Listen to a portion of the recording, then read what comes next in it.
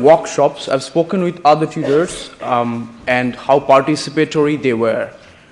Good job, really. This is a great start. Please do make sure that the workshops and the seminars remain as participatory as it has been this week for the rest of the degree program, not just this year, this term, but also maintain the same level of participation for the other modules, not just this module that we have got together.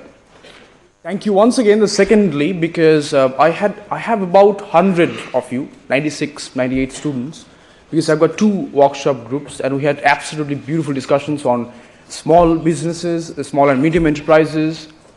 Some of you came up with new examples of SMEs, which were great, because I talked about big businesses, Alibaba, Flipkart, and Amazon. Some of you came up with examples of social media from other parts of the world. For example, we talked about Facebook and Google, but one student came up with the example of VK from Russia. Anyone say it from Russia? Okay, that's quite big over there. And needless to say, the big organization called Tencent in China, they've got a set of social network platforms, not just WeChat and other platforms that are extremely popular abroad. So it was a great week. Just please maintain the same momentum in the coming weeks. We will be releasing more information about the MCQs and also the group presentation as we progress. But let's just have a brief recap of what we did this week in the workshops. We talked about roles of a manager. In my workshops, for those of you who are not in my workshop, I said that when I'm speaking in the lectures and as well as in the workshop, I'll be giving you lots of spoiler alerts for your MCQs. So if you're doing the readings that I've suggested from the 2 core textbooks, one of them you can access it online using the core text platform. Other one is the Organizational Behavior book by Laurie Mullins. If you're reading those chapters and revising the lecture slides as well as the workshop discussions, you should be able to answer all the questions. And I doubt you'll need 1 hour to finish 30 questions. 20 minutes, that's enough. That's all you need. So please do ask me questions. One of you also emailed me regarding the number of kind of opportunities that are available in Brighton if you would like to engage working with social enterprises and small businesses in this community. As you might have seen, there is a placement office as you walk into the Jubilee Building reception, and the placement office is just immediately on your right. They have got N million connections. So if you're interested for an internship or short-term work opportunities over the summer next year, I'm sure some of you might be interested in looking for internships. It's quite unlikely. First-year students, quite unlikely because the competition is tough, so to speak. But small businesses do consider taking in young students, first-year or second-year students. So please do find those companies, what they're doing, how they manage their businesses. Do they outsource? If so, where? How do they manage it? Be a part of the team and learn. Pretty much similar to what Jack Ma was saying in the video clip that he played in the workshop. So that's about the importance of understanding small businesses as much as we talk about large organizations. Second thing to take away from this week's workshops were 2 big names. First one was Henry Fayol. Yeah, Henry Fayol. 2 major contributions. First, he provided us with 14 management of principles of management, and 5 roles of a manager: the planning, organizing, commanding, controlling, and coordinating.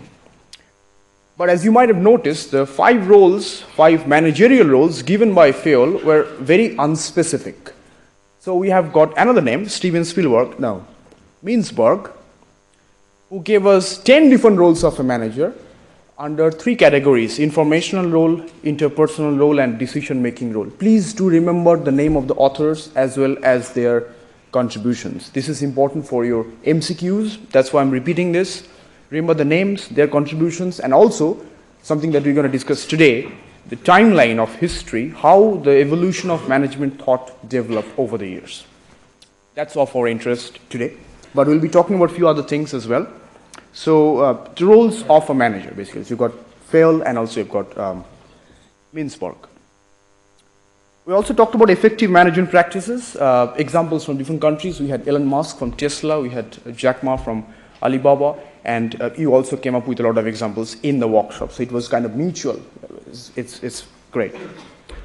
And also you got a little bit of taste of leadership in the workshop, but I'm going to talk about the differences between leadership, leaders, managers, entrepreneurs, and intrapreneurs, and why you shouldn't use these words interchangeably, because they are fundamentally quite different. Yep. So let's look at what we're going to do today. First of all, how many of you have accessed the e-textbook? And I actually have, let me revise the question, yeah? How many of you have accessed and read something from the textbook? So there's a drop of 50% hands. Didn't raise. All right, so if you have, that's great. If you can't access it, then I'm sorry for you, but you gotta email me. Don't email me at 4 a.m. in week 5 or week 6 just before the MCQ saying, I just realized I can't access my core text because I don't know how this works. That's why you had Rachel coming over from the library last week to give you a demo. I hope it was straightforward. Today, we will be having a very experienced staff, as I mentioned in my email yesterday. Adrian from the IT services, talking about a range of fantastic programs, training programs that they offer for free to the students. So he'll be talking about the Excel, MS Excel. MS Excel in particular is kind of a Pandora's. See you. Okay, fine. I was just going to say sayonara. Anyways, it's amazing. It's like a stage theater royal. Somebody just, anyways, passes. So he's going to come and talk about the importance of being earnest. No, that's noble. Importance of learning Excel. Because none of us fully know the true potential of MS Excel. How many of you heard of MS Project? MS Project, that's something that you definitely going to need in your second year when you learn project management, which I believe is a core module. And also lots of other certifications that the IT services are making it available to the students. So just get an idea what they're offering and sign up for some of the training programs that you think might be particularly useful for you. So we'll be coming towards the end of today's lecture. How many of you decided to go for the business challenge, the second email that I sent yesterday? Right, so what you're going to do is talk to me. Yes, or just email me. Or third option is email the student experience team. Okay, so they're very much looking forward to hearing from you. You can sign up with me at the end of the lecture and I can forward you details to student experience. But get started because it's 19th of October. Today is, you know the date. You don't have much time. That's about the core textbook. So the idea today is to conceptualize how we understand management. What is it exactly? And first, clearly when you search how to define management, I'm sure there are 9 million books and 20 million definitions available online. But let's just try not to chase definitions. That's very technical. Try to get a perception, what we understand by this process, art, science of management, perhaps both. So firstly, management can be perceived as something like an investment. There's been a definition by Goldman Sachs, who views the same way. When you look at investment, it's both short-term and long-term. You invest in people, something that we call as continued professional development. There's always a budget set aside for your employees. Employers will send you for training programs to make sure that you're updated with the latest knowledge and information out there. Sometimes senior managers are sent to conferences, leadership development program, motivational speaking, and the companies sponsor these facilities so that the employees stay updated. That's the first thing. Second thing is if somebody is spending on you, you feel valued, which has got direct connection with motivation. Motivated staff is a true asset of any organization. It's not the toys and the technologies and the buildings, but motivation of employees is of supreme importance. So it's viewed as an investment that you make not only on technology, but also on your people, getting the right people and making sure that they stay with you in the long run. Because when you invest in them, it could be a short-term thing like induction, getting used to the culture of the organizations that sits at the heart of the organization. Understanding the basic philosophy, beliefs of the organization, and being a part of it. Individual goals need to align with organizational goals. So if you run this whole process of induction and orientation and getting these people used to the organizational culture, and after 9 months they decide, let's quit this job, let's move somewhere else, the whole thing is sunk cost. Yeah? Because you are building their capability. You're building the capability. I'm not talking about capacity. This is a whole new different story. You're building the capability which creates some value, and you expect that 2 plus 2 is going to give you at least 5, not 4. So the goal is to get the most out of resources, adds the most value, or get the best return, not only financially. That's the point here. Secondly, achieving goals in a way that makes the best use of all resources, which includes not just the resources that you have, but also the resources that you've got access to, which brings in the importance of a wide range of stakeholders, banking and financial institutions, government, local community. How can you leverage, how can you keep them satisfied? There are two names that you need to remember here in this particular context when you're looking at win-win scenario. Obviously the name of Michael Porter comes up. How many of you know Michael Porter so far? Michael Porter, strategy, you're writing a report on strategy or writing an essay on strategy, and Michael Porter doesn't show up in the bibliography. That means something's wrong in your coursework. He's a key author, a seminal author. You can't think of strategy without referring to Michael Porter at some point.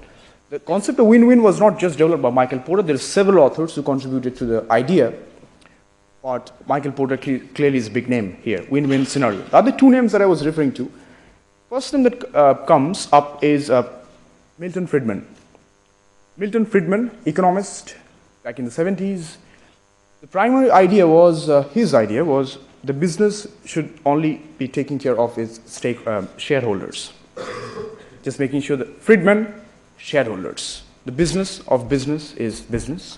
Make enough money, keep your shareholders happy. That's all. That's all really. Other guy is Morgan Freeman. No. Edward Freeman.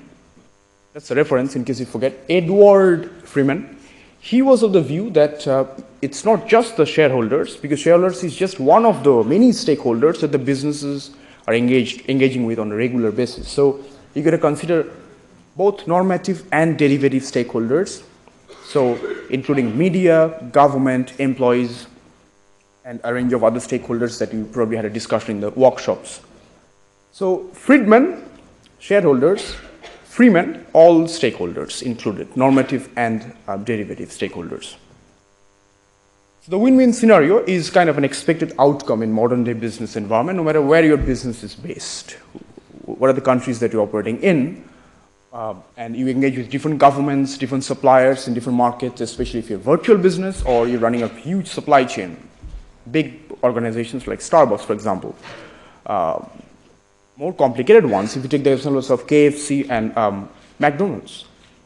If you're in China and you're in a KFC, you can get rice served. They've got a whole new different menu.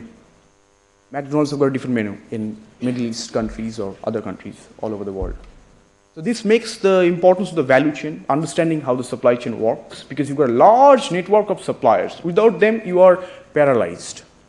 So how do you maintain this chain of networks and also ensuring that they stay with you? You don't have to change your stakeholders very often. You don't have to change your suppliers very often, because that's a very expensive process, not just in terms of financial resources, but also your reputation and your market knowledge, local knowledge.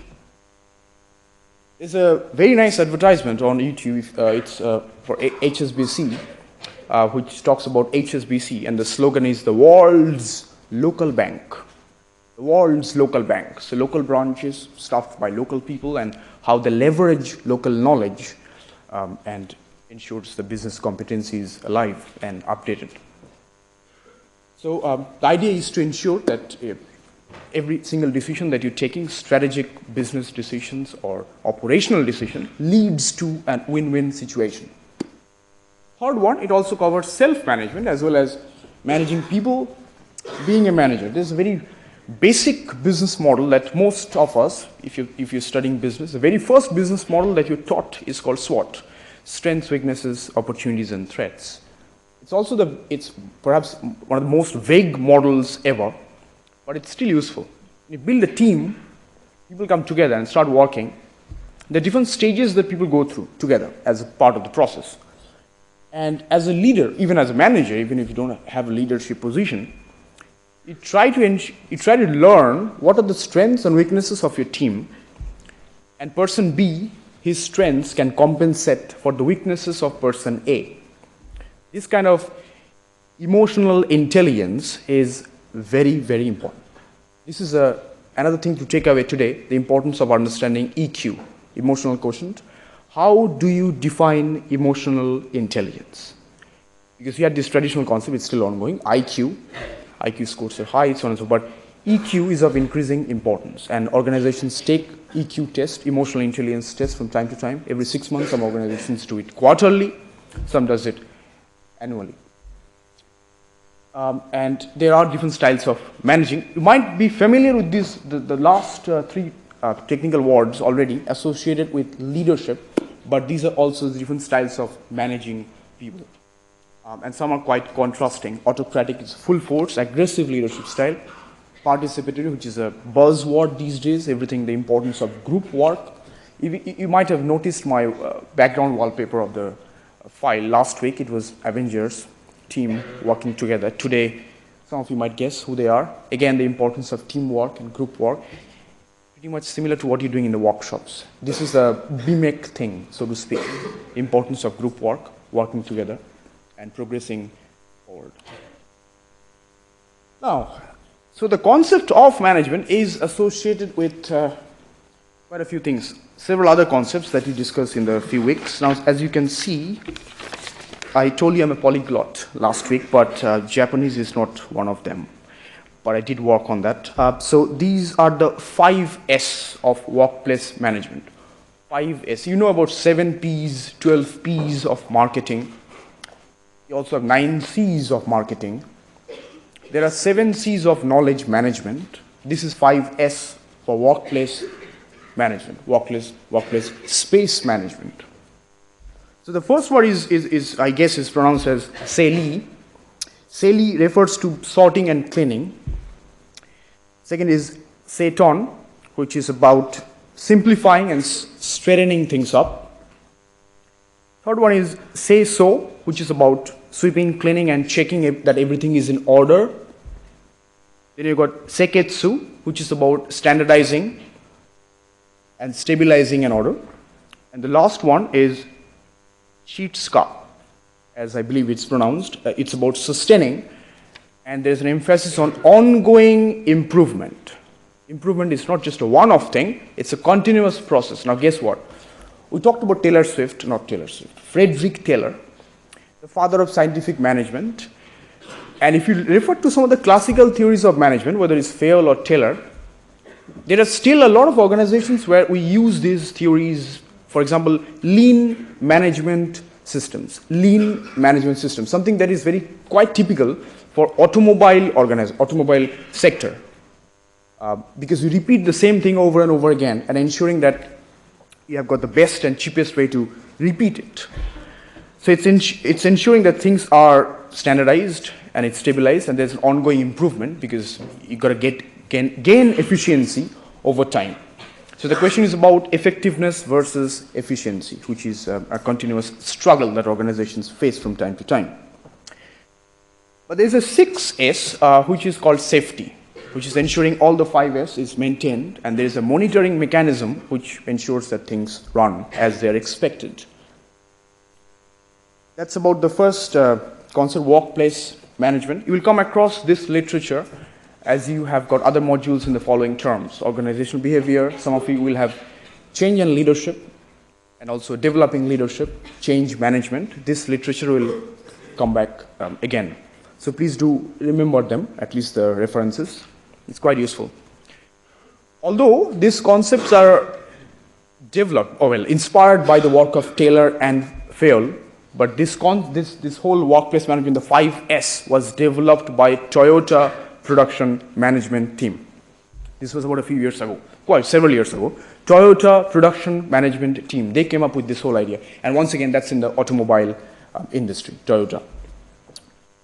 Second concept includes the importance of motivation, and contemporarily, psychological contract is quite important. most often you will see that organizations are even stating out what kind of psychological contract they are offering to potential applicants and why you should be joining them.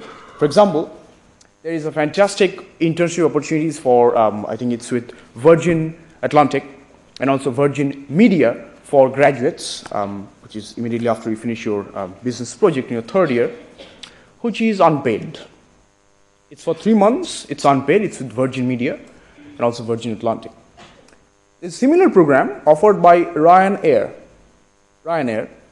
but statistics have shown in the past 10 years, 70% of the applicants go for Virgin, for working with Virgin, and they choose Virgin over Ryanair.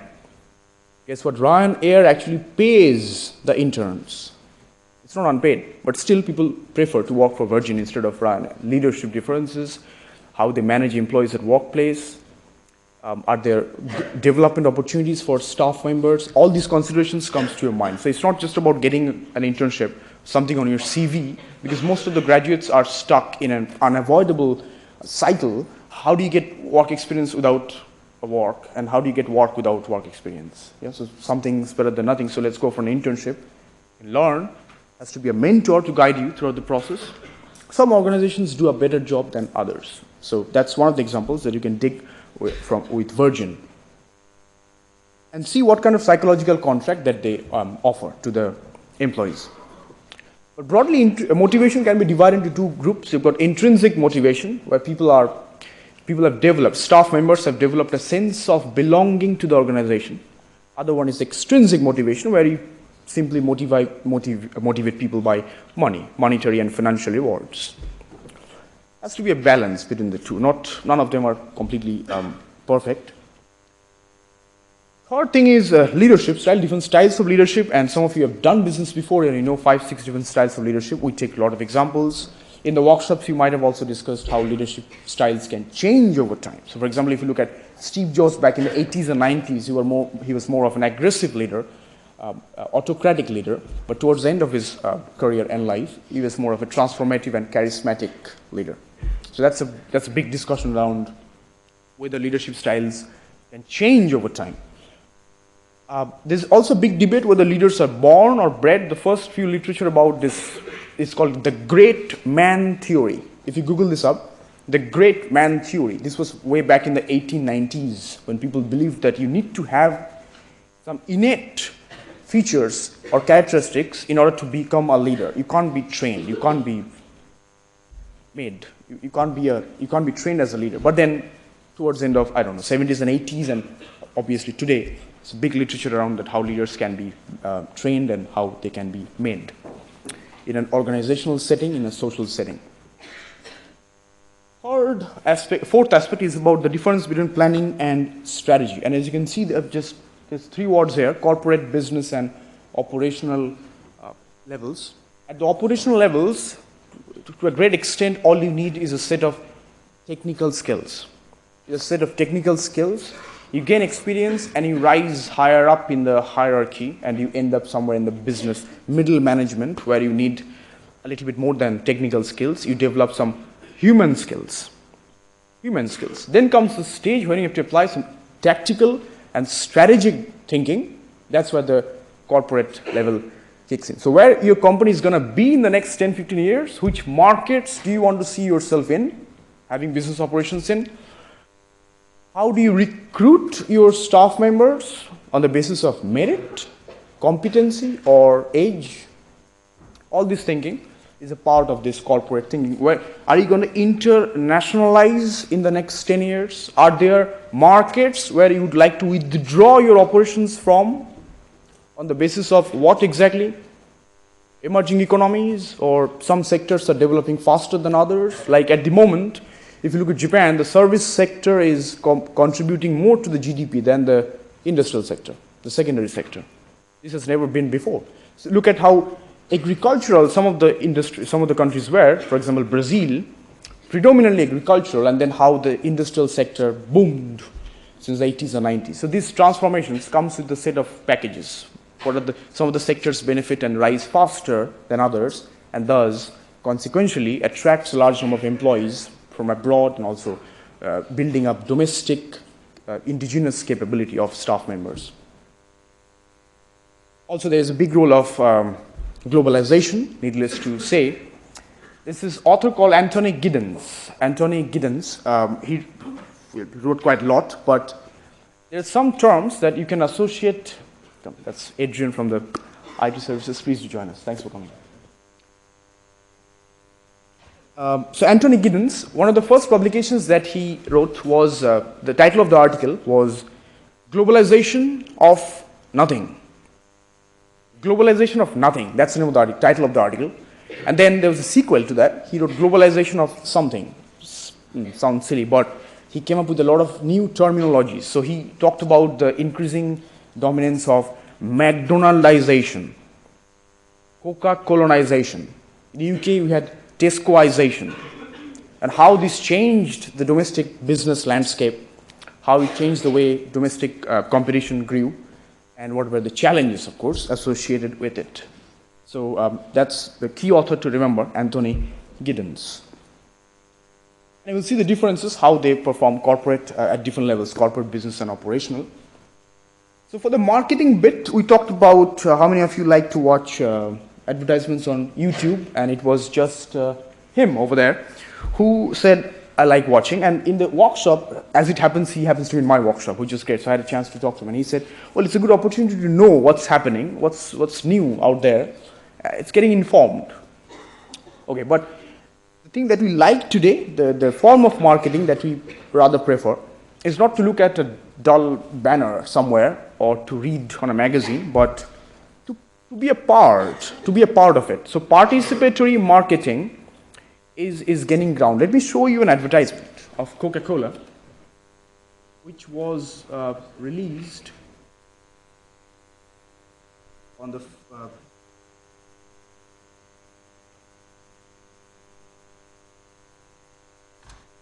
James Bond's 50th anniversary.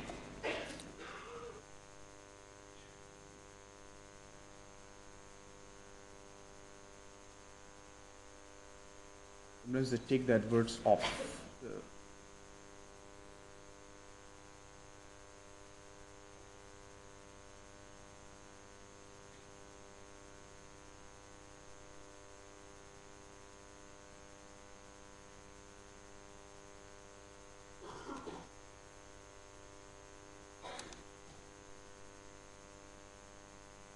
Keyboard is right. So let's have a quick look at this advertisement and see what are the things that you can observe from this advert and how many stakeholders are involved in the process.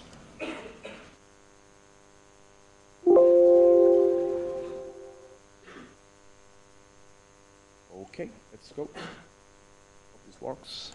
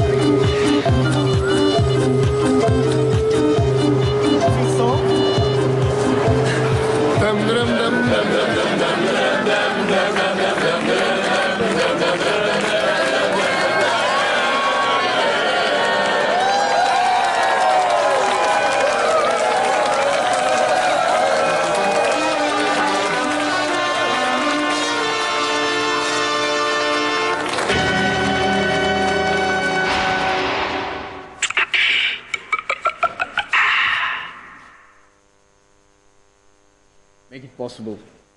Idea is to engage more stakeholders in the process because there is more than one benefit involved. You can get live feedback, saves a lot of money from sending out questionnaires to millions of stakeholders and clients. You be a part of the process and then you can reflect. So it's good both ways. It's kind of a win-win situation. Everybody wins in the process. Variety of stakeholders, not just one. So that's a classic example of participatory marketing mechanism. You find lots of advert. If you just Google this advert up, you'll see a series of other companies doing similar things. And some of you. From 8 a.m. and 6:30 p.m. only on Pop.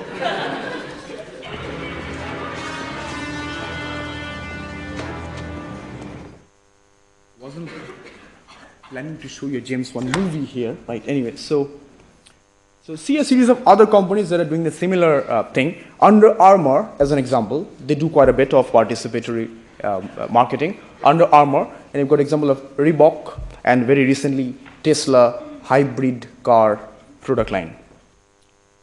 Managing innovation, that's a buzzword. And how many of you are interested in learning more about innovation?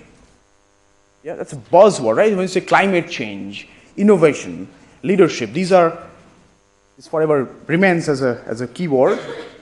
Broadly, there are two types. You've got the product innovation and process innovation. So if you take the example of the devices that you're carrying in your pockets or your bags, iPhones or Apple products, example of product innovation, you've got 1, 2, 3, 4, and then iPhone 8, and then there is no 9, there is 10, iPhone 10, and there's good reason for that.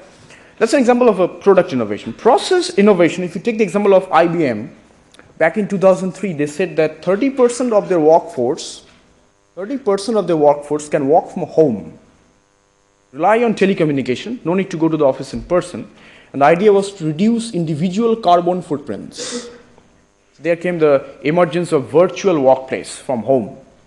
So when you change the way you do business, or you change a process that's embedded a part of your work, there comes the concept of process innovation. When you're changing the way you do things in a particular way.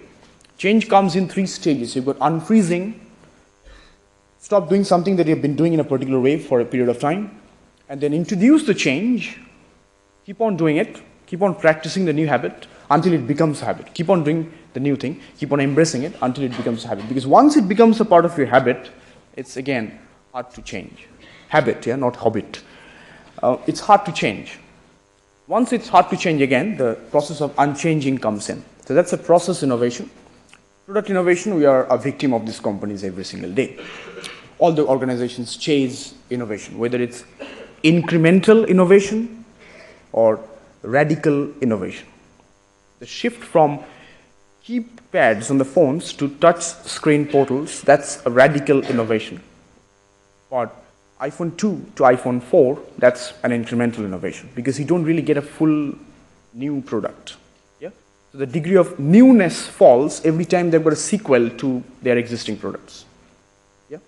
So that's innovation. So you've got product innovation and process innovation and incremental innovation, radical innovation. So these are some of the key terms. Please do look up later on and see how they are defined and where is the context that they used. This is for your workshop, so please do watch it if you get a moment. This is the timeline of the history of management thought, several key names that you need to remember and what they offered. So I looked for this, the very first thing, which is the Industrial Revolution, starting somewhere in Northern Europe. That's where it started and then it spread. And I found there's a 56-page long journal article that expresses the whole. Now, your lectures are on Friday, 4 p.m., first of all. And then if I upload a journal article which is 56 pages long, you're probably going to lose your smile. So I found this really amazing, cool clip on YouTube. It's about 11 minutes, and it just tells you everything. Really, please do watch it. And when I say please do watch it, there's an emphasis on the please because it involves some spoiler alert. For your MCQs, then I see the hands shaking now. Okay. So please do have a look. Industrial Revolution. Second one, Frederick Taylor, father of scientific school of management. It's about, again, back to ensuring there's a standardization process. There's one best way of doing things, and managers' responsibility is to ensure that that thing is done in a very specific and precise way, in the best and cheapest way possible. I uploaded a clip of Charlie Chaplin from the movie Modern Times. How many of you have watched the clip? Modern Times? You know, you just break my heart. Only 7 or 8 hands. Please do watch it. How many of you have watched Charlie Chaplin before? So it's just me and study direct. Please do watch it. It's a good critique of classical school of management if you watch the entire movie, but that particular clip, I think the first 6 minutes of the movie, talks about the lean management standardization mechanism that I've been referring to in the past few minutes. It explains what that means, basically. So that's the first name that comes up, Taylor, Frederick Taylor. Second, Henry Fayol, who emphasized on the roles of a manager and also 14 different principles of management. This is very important. What are the 14 principles of management? Third, Elton Mayo came up with this Hawthorne experiment that he carried out in order to understand that whether motivation and interrelationships at workplace amongst colleagues, does it affect productivity and efficiency and effectiveness? And the answer was yes, because the two authors before him, Taylor and Fayol, both of them ignored this human relations at workplace. So Elton Mayo came up with this human relations school where he emphasized the importance of motivation and why intercommunication at workplace actually matters and how does it boost productivity and effectiveness over a period of time. Finally, Max Weber, the bureaucratic approach, where he talks about how difficult it is to bring in change when you've got a very strong bureaucratic hierarchical approach. Next week, the lecture is going to be on organizational structure and design. That's where I'm going to talk a little bit more about Weber's approach and what are the limitations, and also there is some benefits attached to it. For example, if you look at banking and financial institutions, investment banks, you will still find a lot of examples following this approach, the bureaucratic approach. So there are pros and cons, not just cons just because it's bureaucratic. These are the 14 principles of management given by Fayol. I'm not going to read all of them, but as you can see again, the last one, esprit de corps, you've got this importance of group work, and there's a synergy attached to it. So you don't have to remember all the 14, just remember any 14. So that's basically, please remember all of them because it's important.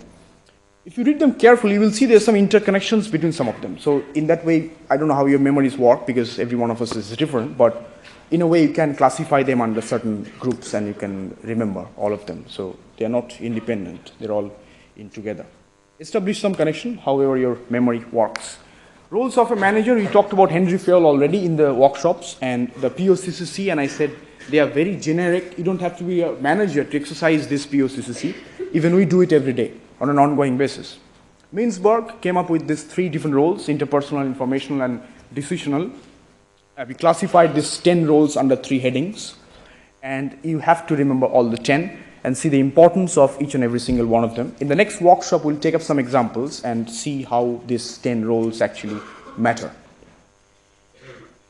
So, and I just made a reference to EQ, emotional intelligence. Please do look up the definition. How do you define emotional intelligence and why EQ is equally important as IQ, which is where you've got this lot of analytical skills involved in the process.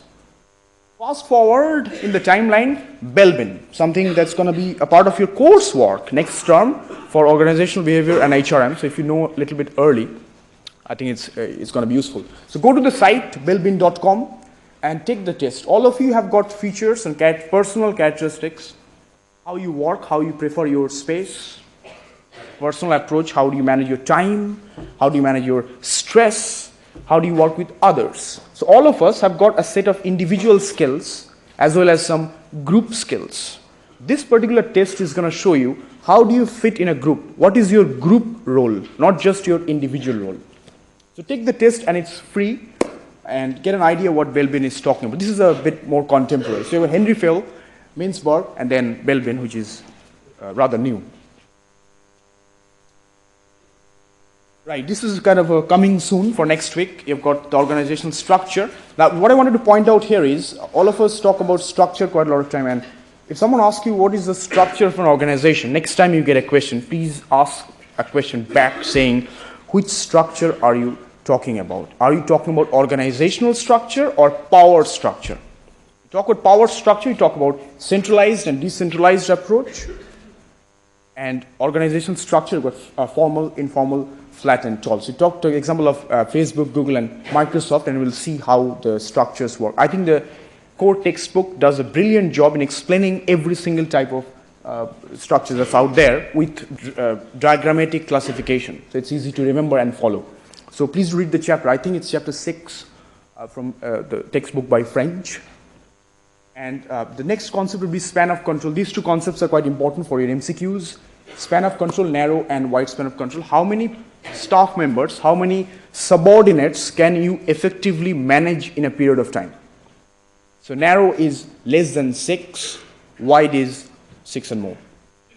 And we'll take examples of organizations, how this works. But please do know this concept. Please read the book before we start a deep discussion. And finally, mechanistic way. This is something of our interest for the next topic, which is on organizational structure and span of control. So keep track of the examples that I'm taking in the lectures and also the notes that you make in the workshops, because they'll all be very, very useful for the MCQs. If you're stuck with something, please do email me. I'm happy to get back to you. Please don't start packing, because Adrian is here with a lot of opportunities. I was shocked when I learned that these are out there, and even I didn't know what are the things out there for students and staff members. So thank you for listening to my part of the lecture, and let's welcome Adrian for his talk on IT. Thank you. All yours.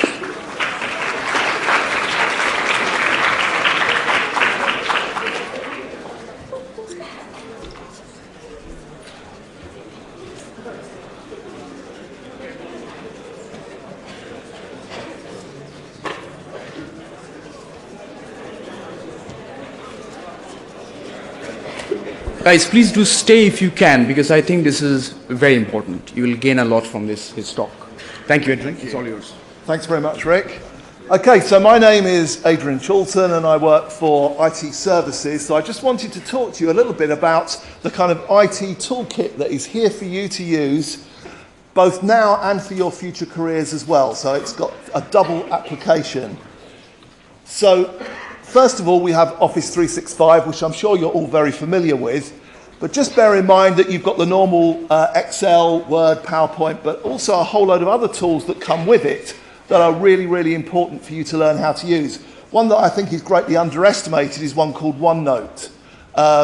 Very, very useful way for taking notes and keeping your notes organized. So Windows has about an 89% market share. So when you go out to work, you will be using Microsoft Windows, whether you like it or you don't like it. So it's really important that you get to grips with that. If you are a Mac user, then increasingly though, Office is becoming fully compatible and totally the same on the Mac platform as it is on the PC platform. Bear in mind that you can access those programs for free as a Sussex student. So all you do is you Google Office 365, you go on there, put in your Sussex username and password, and you can download a free copy of Microsoft Office for Mac or PC, free of charge, on up to 5 devices, and also 5 mobile devices as well. So that's a really great feature that you have, facility that you have, and will last for the entire time that you're a Sussex student. So that's one thing that's really important for you to know about. Excel itself, obviously, is a crucial piece of software for you to learn how to use. They have a 90% market share. So really, in business terms, it's the program that you need to know about. It is an industry standard, and you can store large amounts of information in Excel. So I said you can have 16,000 columns and 1 million rows. So quite a lot of data. Now, while you're here, you have a really great opportunity to learn how to use Excel. Most people have a level of understanding with Microsoft Word. Most people have a fairly rudimentary understanding of Excel. We offer 4 different Excel training courses. If you're a beginner, then we've got a course for you. But if you already know the basics of how to use Excel, then take advantage of the other courses that we offer. So we offer how to do charting in Excel, how to use pivot tables. Pivot tables is a really great way of management reporting, particularly if you're sharing your reports with people who are not so computer savvy as maybe you are. You can set things up for them, and they can very easily look at different modelling opportunities within Excel, and it will show them what they need to know without really needing to know what's going on underneath the hood. So that's really important. And then we also do a course on using Excel functions if you want to take things a little bit further. Just going back to Word, I did a session this morning for some postgraduate students in the law school. And it was interesting. We did an advanced Word course in how to use Word to help you with your writing. Because most people know how to type into Word, but quite a lot of people never get any further than that. And that means that they write their dissertation or they write their thesis in that way, and then they come hugely unstuck when they want to try and actually use the more advanced features of Word later. For example, automatic table of contents for putting sections into Word. So if you want part of your Word document orientated in portrait format and another part of it in landscape format. If you want to use your page numbering for one method for one part of your piece of writing, another part for the other. So come along to our course on that, on using Word for your thesis or dissertation. And the best time to do that actually is now, before the pressure is on, and before actually you go a long way down a road and find that you've gone in the wrong direction. Whereas if you find out now and you make sure you've got those skills firmly in place, it becomes much easier to use them later. Now, there's a huge battle going on at the moment. And following on from what Rick was saying, I don't know if this is radical change or incremental change, but cloud computing is the real battleground at the moment, particularly between Microsoft and Google, about whether you're going to use Google Apps or you're going to use Office 365. Now, over the past year, Microsoft have tripled their market share. So up until a year ago, Google were winning the race. Microsoft have now overtaken them and are probably going to press on because they're the industry standard.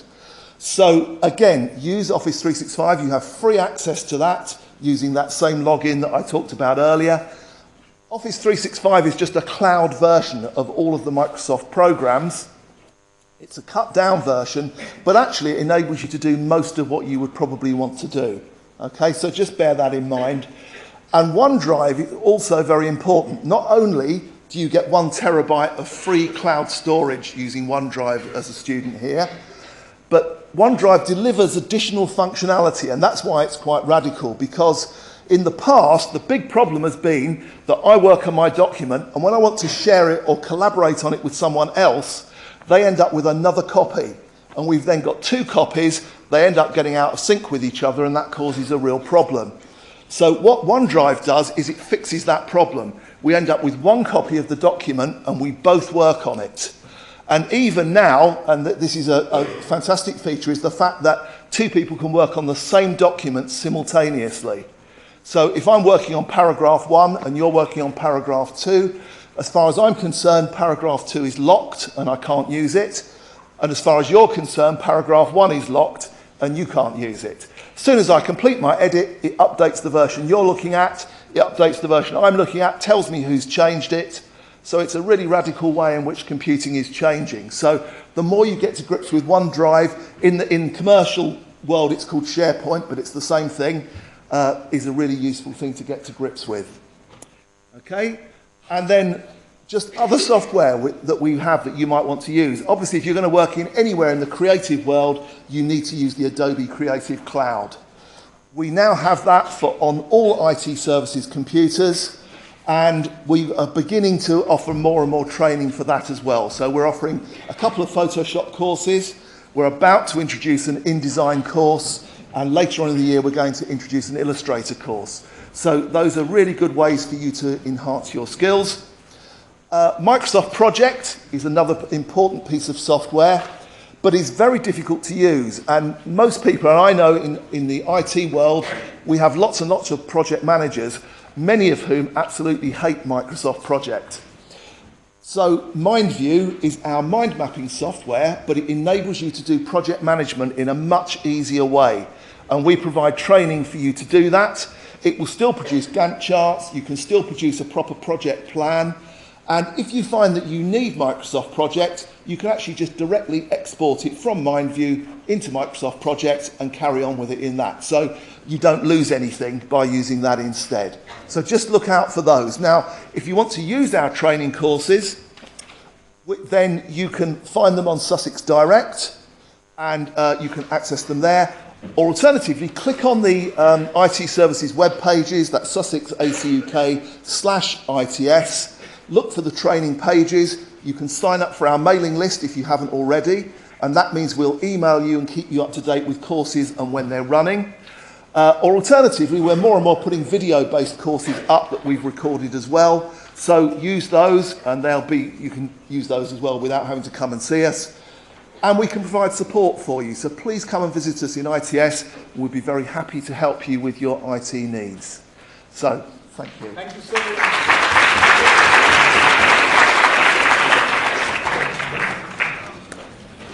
Have a great weekend. Thank you so much. Thank you so much. Okay? Thanks. Enhanced version from last year. Yes. Fantastic. So there'll be lots of finance. Okay. Yeah. Amazing. All right, lovely. I didn't know. No. Well, you don't if you don't sort of happen to come across it, do you? All right. Thank you very much. Thank you. I'll see you later on. Yeah. See you around. Hello.